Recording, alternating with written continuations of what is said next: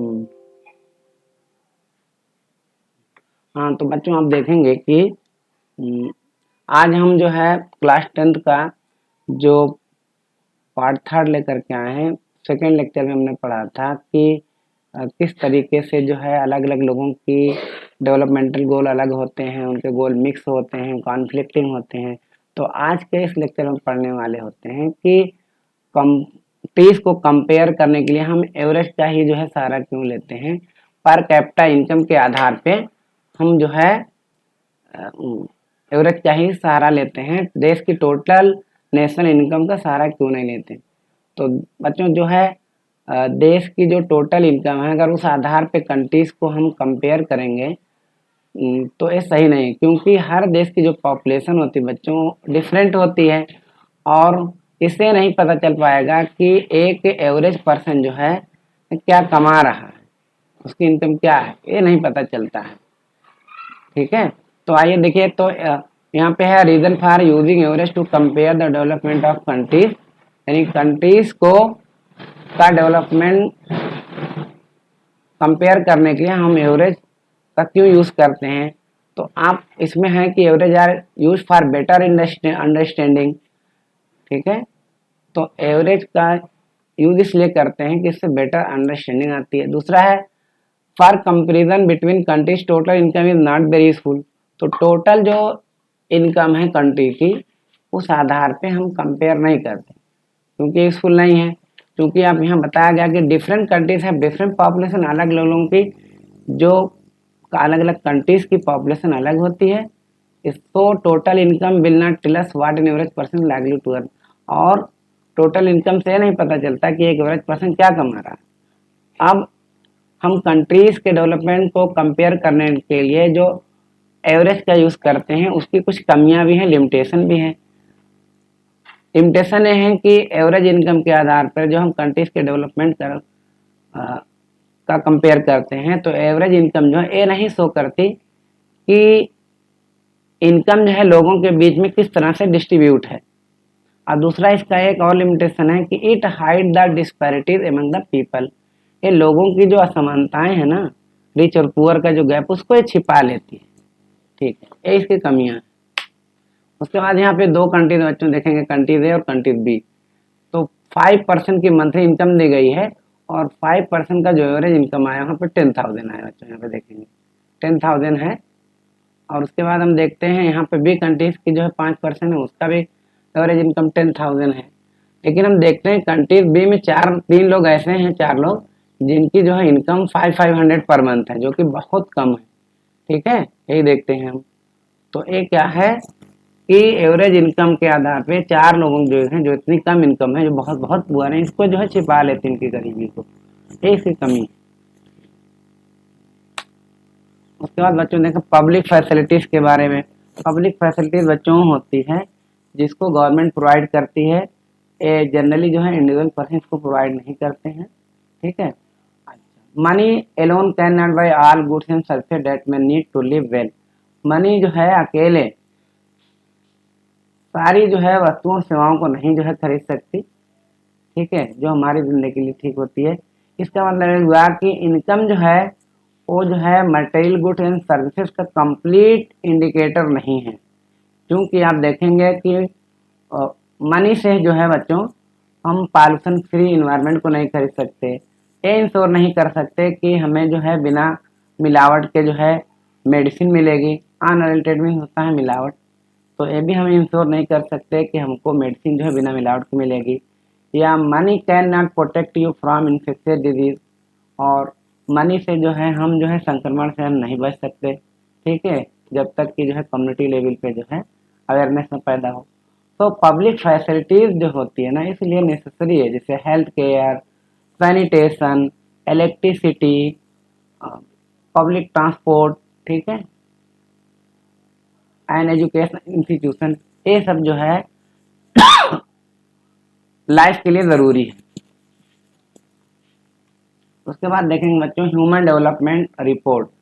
तो डेवलपमेंट को मेजर करने का बच्चों सबसे अच्छा तरीका जो है वो ह्यूमन डेवलपमेंट है। ह्यूमन डेवलपमेंट रिपोर्ट को जो है यूएनडीपी पब्लिश करती है, यानी यूएनडीपी का फुल फॉर्म होता है United Nation Development Programme. Human development report को पब्लिश करती है और कंट्रीज को कंपेयर करने के लिए। तो अकॉर्डिंग टू जो है यूएनडीपी, तो जो क्राइटेरिया है कंट्रीज को के डेवलपमेंट को मेजर करने के लिए वो बच्चों 3 है। एक तो है हेल्थ स्टेटस है, दूसरा है पर कैपिटा इनकम है बच्चों, और थर्ड जो इसमें है एजुकेशन लेवल होता है। ठीक है, तो इंडिया जो है यहाँ पे एजुकेशन लेवल, हेल्थ केयर और पर कैपिटा इनकम। तो आप देखेंगे कि डेवलपमेंट को मेजर का सबसे जो बेस्ट तरीका होता है वो क्या है, ह्यूमन डेवलपमेंट है। तो ह्यूमन डेवलपमेंट जो है यूएनडीपी, तो human development report publish by जो है यूएनडीपी, ह्यूमन डेवलपमेंट की रिपोर्ट जो है यूएनडीपी जो है पब्लिश करता है। यूएनडीपी का फुल फॉर्म होता है यूनाइटेड नेशन डेवलपमेंट प्रोग्राम, और कंट्रीज को कंपेयर करने के लिए यूएनडीपी जो होती है वो 3 जो है चीज़ों का सहारा लेती है। एक तो एजुकेशन लेवल के आधार पर करती है, हेल्थ स्टेटस के आधार पर करती है, और साथ साथ पर कैपिटा इनकम। जबकि आपने देखा था कि जो वर्ल्ड बैंक है वो सिर्फ कंट्रीज को कंपेयर करने के लिए पर कैपिटा इनकम का ही सहारा लिया था। ठीक है, अब अगर हम देखें अकॉर्डिंग टू 2018 की अगर हम रिपोर्ट देखें तो इंडिया की जो रैंक है ह्यूमन डेवलपमेंट इंडेक्स में वो 130 है। ठीक है, अब आते हैं बच्चों देखते हैं बॉडी मास इंडेक्स क्या होता है, बीएमआई। तो बॉडी मास इंडेक्स जो होता है ये जो है लोगों के जो बीच जो है वो जो है अंडर नरिशमेंट और ओवर नरिशमेंट को जो है ये इससे नापा जाता है। तो बॉडी मास इंडेक्स का यूज जो है कि कोई भी पर्सन जो ओवर नरिशमेंट है या अंडर नरिशमेंट है इसको जो है मापा जाता है बीएमआई से। तो बीएमआई का एक फार्मूला है कि वेट आप ए पर्सन इन केजी में ले लीजिए और उसकी हाइट को स्क्वायर कर दीजिए, तो ठीक है, और हाइट जो लेंगे वो मीटर में लेंगे, तो इससे बीएमआई आ जाएगा। और बच्चों अगर देखेंगे कि बीएमआई लेस देन 18.5 है, अगर बीएमआई की जो है 18.5 से कम आती है तो हमें कहते हैं कि वो पर्सन जो है अंडर नरिश्ड होगा, और अगर बीएमआई ग्रेटर देन 25 आता है तो हमें कहेंगे कि पर्सन जो है ओवरवेट है। तो इस तरीके से बीएमआई जो है बच्चों वो जो है किसी पर्सन के जो है कोई पर्सन ओवरवेट है, ठीक है, या अंडर नरिश्ड है, इसको जो है मेजर करता है। अब आते हैं सस्टेन इकोनॉमिक डेवलपमेंट। बच्चों सस्टेन या सस्टेनेबल इकोनॉमिक डेवलपमेंट वो होता है कि development without damaging the environment. बच्चों आप जानते हैं हम ज़मीन से या अर्थ से मेटल, मिनरल, कोल, पेट्रोलियम सभी चीज़ें हम निकालते हैं, और इससे जितने ज़्यादा हम इसको निकालेंगे उतने ज़्यादा आप देखेंगे कि एयर पॉल्यूशन होगा, वाटर पॉल्यूशन होगा। ठीक है, तो हमको जो है ऐसे डेवलपमेंट की सस्टेनेबल इकोनॉमिक डेवलपमेंट की ज़रूरत होती है जिससे हमारा जो है इन्वायरमेंट जो है वो पॉल्यूटेड ना हो।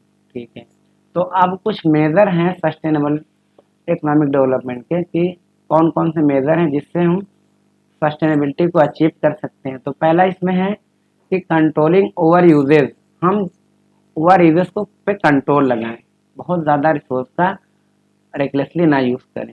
Creating an awareness to provide sustainable development, ठीक है, और लोगों के अंदर जो है अवेयरनेस पैदा करें कि वो सस्टेनेबल डेवलपमेंट को जो है प्रोवाइड कराएं। उसके बाद है to increase the use of renewable resources, हम ज़्यादा से ज़्यादा जो है नॉन रिन्यूएबल के जगह पे रिन्यूएबल रिसोर्सेज का ही ज़्यादा यूज़ करें। ठीक है, रिन्यूएबल रिसोर्सेज का मतलब जैसे सोलर एनर्जी, विंड एनर्जी है, ठीक है, और इन सब का ही ज़्यादा यूज़ करें। Less use of coal petroleum, coal petroleum का भी यूज़ कमी करना चाहिए, इनकी जगह पे हम सोलर या विंड एनर्जी या का ज़्यादा इस्तेमाल करना चाहिए।